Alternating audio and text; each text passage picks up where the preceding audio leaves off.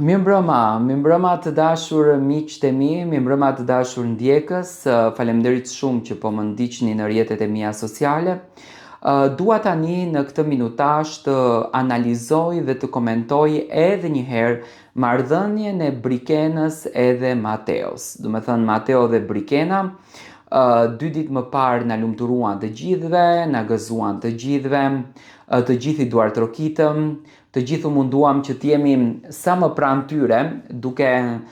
hedhur hashtag të ndryshëm, duke hedhur video të edituara në formën më të bukur,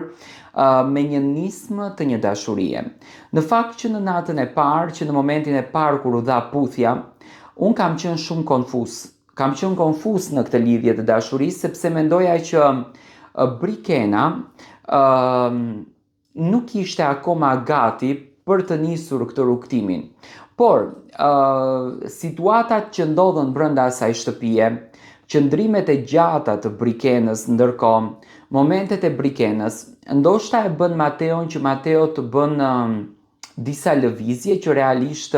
ne nuk jemi mësuar që t'i shohim tek karakteri i Mateos. Ditën e sotme në sfidën e mos reagimeve, pjesë e shtëpisë së Big Brotherit ishte motra e Mateos, Casey Bori. Motra e Mateos erdhi me një mesazh të bukur, erdhi me një mesazh fuqi, le ta themi, kundërdrejt vëllaut të saj edhe kunatës në këtë rast, që t'i ëmbëlson pak edhe Dashi dhe Demi të lëshojnë pe, sepse janë të dy kokfort. Ajo dha komplimente të jashtëzakonshme për Brikenën, dha komplimente të bukura për vllaun e saj, do me thënë, ju dha një lloj informacioni që ne jemi shumë të lumtur jashtë që ju të dy e keni nisur këtë rrugtimin bashkë. Por, nuk do të thotë që kjo gjëja e ndihmoi Brikenën, e ndihmoi Mateon për të gjetur qetësinë dhe për të gjetur kënaqësitë shpirtërore mes njëri tjetrit. Tani nga ana tjetër, unë e shoh që Brikena dhe Mateo duan shumë të jenë me njëri tjetrin, por nuk lëshojnë pemë. Pse Brikena po mban këto qëndrimet, që qëndron e vetme, por është më e butë nga ato inatet e mëpërparshme, e shikoj që dëshiron t'i afrohet Mateos, e shikoj që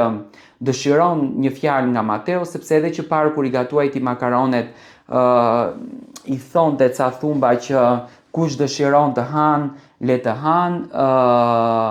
kush dëshiron të kalon bukur, le të kalon bukur, do me thënë, jepte një mesazh Mateos. Unë mendoj që Mateo tani në këtë rast është duke mbajtur i çiksi shumë inat. Është mirë që ato të dy të ulen dhe të qartësohen me njëri tjetrin, edhe pse mbrëm filluan që të qartësojnë emocionet e tyre, por Brikena është xheloze shumë në Selinën dhe e shpreh këtë xhelozin. Dhe do me thënë ishte një pikpyetje, a është kjo një sprov? Do me thënë, a është kjo xhelozi e vërtet, apo është kjo një lloj, si ta them, një lloj strategjie që Brikena e ka. Do me thënë, Brikenën e shoh më të butë nga herët e tjera, ndërsa Mateon e shoh më të vendosur, do me thënë më skeptik në ato gjërat të cilat ai dëshiron t'i bën dhe në ato gjërat të cilat ai dëshiron që t'i thot. Tani Selina është pjesë e kësaj marrëdhënies. Do me thënë, Selina është pjesë,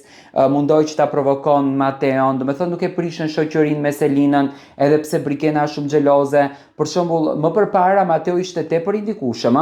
në kuptimin që, do me thënë, në qoftë se Brikena grindeshte me dikën, Mateo ishte aty. Në qoftë se Brikena nuk preferonte dikën, Mateo largoheshte nga ai, bënte një lloj lëvizje, do me thënë, bënte një lloj shkëputje. Tani nuk e kemi këtë shkëputje dhe publiku është në pikpyetje se a do vazhdon çifti, a do vazhdojnë puthjet, a do vazhdojnë ledhatimet, a do vazhdojnë ngrohtësitë, apo thjesht do me thënë do mbahen këto inatet dhe do shkatërrohet gjithçka. Tani për t'u shkatëruar gjithçka, unë nuk e besoj, sepse duke qëndruar aty brenda 24/7, pa patur asnjë lloj kontakti me dikë tjetër, duke krijuar një afrimitet shumë të madh me njëri tjetrin, nuk ma merr mendja që Brikena dhe Mateo munden të qëndrojnë pa njëri tjetrin, do me thënë munden të jenë pa njëri tjetrin në krah. Mendoj që do të çojnë inate të këtilla, por përsëri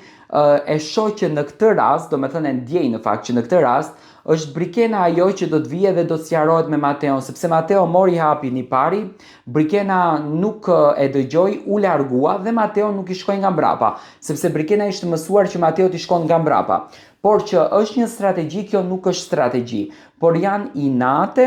me një mesazh tjetër brenda në zemër dhe në shpirt, që do të thënë njëri tjetrit i thonë që unë dua që ti të jesh me mua,